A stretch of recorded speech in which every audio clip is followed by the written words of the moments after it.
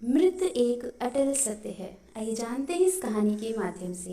एक दिन राधे श्याम के पिता की तबीयत अचानक खराब हो गई। उन्हें अस्पताल में भर्ती किया गया। उसने सभी डॉक्टर के हाथ जोड़े, अपने पिता को बचाने की मिन्नतें की, लेकिन सभी ने उससे कहा कि वो ज़्यादा उम्मीद नहीं दे सकते और सभी ने उसे भगवान पर भरोसा रखने को कहा। तभी राधेश्याम को कृष्ण का ख्याल आया और उसने कृष्ण को पुकारा। कृष्ण दौड़े चले आए। राधेश्याम ने कहा, मित्र, तुम तो भगवान हो, मेरे पिता को बचा लो। कृष्ण ने कहा, मित्र, ये मेरे हाथ में नहीं है। अगर मृत्यु का समय होगा तो होना तय है। इस पर राधेश्याम नाराज हो गया, कृष्ण से लड़ने लगा, गुस्से में उन्हें कोसने लगा। भगवान ने भी उसे बहुत समझाया पर उसने एक भी नहीं सुनी। तब भगवान कृष्ण ने उसे कहा, मित्र, मैं तुम्हारी मदद कर सकता हूँ, लेकिन इसके लिए तुम्हें एक कार्य करना होगा। राधेश्याम ने तुरंत पूछा, कैसा कार्य? कृष्ण ने कहा, तुम्हें किसी एक घर से मुट्ठी भर ज्वार लानी होगी और ध्यान रखना कि उस परिवार में कभी किसी की मृत्यु न हुई हो। राधेश्याम झट से हाँ बोलकर तलाश में निकल गया। उसने कई दरवाजे खटखटाए पर घर में ज्वार तो होती, लेकिन ऐसा कोई नहीं होता जिनके परिवार में किसी की मृत्यु ना हुई हो। किसी का पिता, किसी का दादा, किसी का भाई, माँ, काकी या बहन।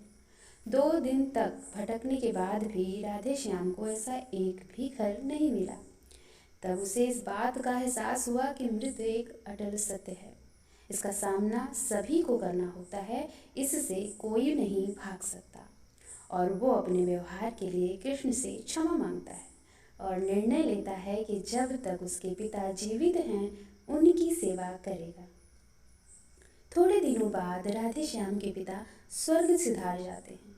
उसे दुख तो होता है, लेकिन ईश्वर की दी उस सीख के कारण उसका मन शांत रहता है। दोस्तों, इसी प्रकार हम सभी को इस सच को स्वीकार करना चाहिए कि मृत्यु एक अटल सत्य है।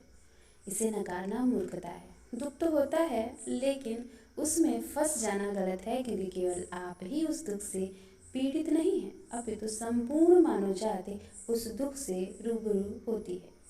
ऐसे सच को स्वीकार कर आगे बढ़ना ही जीवन है। कई बार हम अपनी किसी खास के चले जाने के से इतने बेबस हो जाते हैं कि सामने खड़ा जीवन और उससे जुड़े लोग हमें दिखाई ही नहीं पड़ते।